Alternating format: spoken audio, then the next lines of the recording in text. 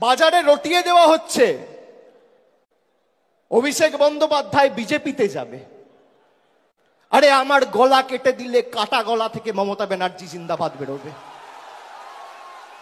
আমি বেঈমান নই।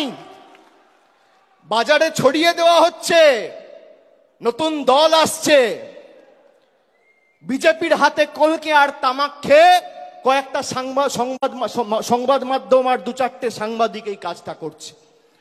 আমি তাদের নাম করে এই সবার পরিবেশ নষ্ট করব না। আর খবরে যা দেখবেন, আমি আপনাকে বলছি 100তে 100টাই মিথ্যে।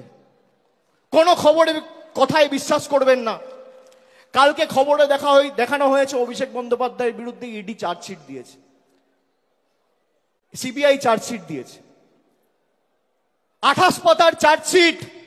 2 জায়গায় খালি আমার নামটা লিখেছে।